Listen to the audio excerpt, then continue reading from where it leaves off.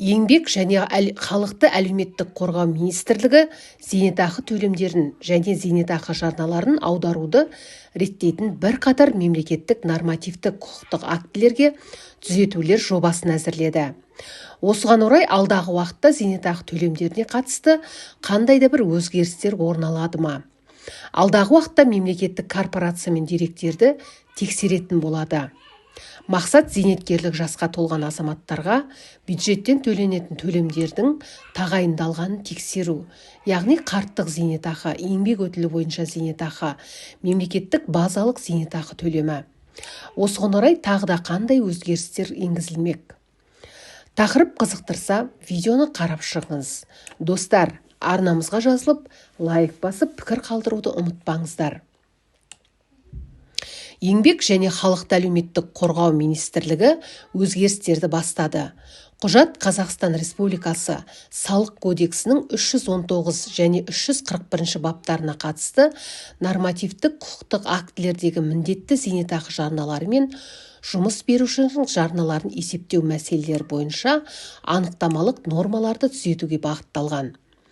Зейнетақы төлемдерін автоматтандыру.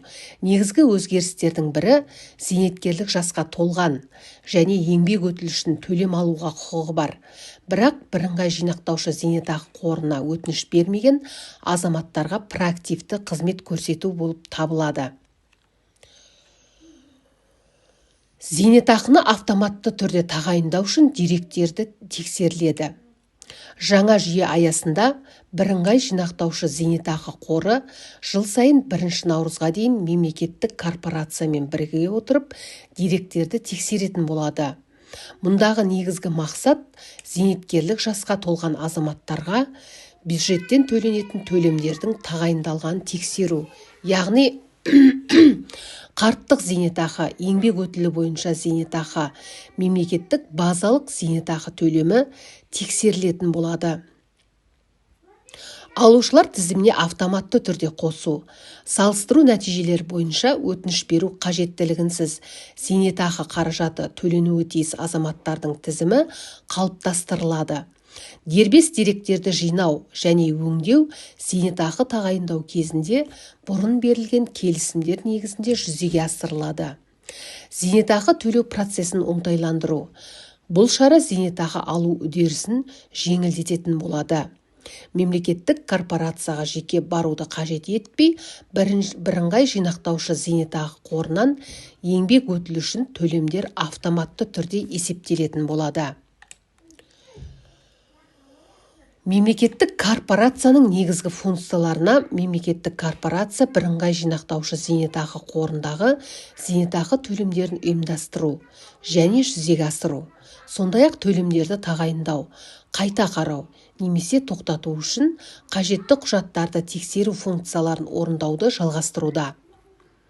Осыған байланысты өзара әрекеттесу тәртібін белгілейтін ережелерге түсініктемелер енгізілді.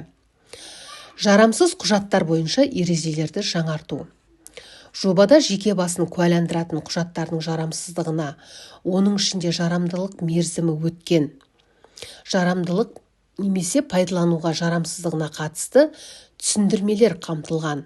Осыған байланысты тұрақты тұруға кететін шетелдіктер мен азаматтығы жоқ адамдардың құжаттары ережелерде көзделмеген негіздер бойынша жарамсыз деп танылған жағдайда олардың зейнетақы төлемдерін алу мүмкіндігін шектеу ұсынылады.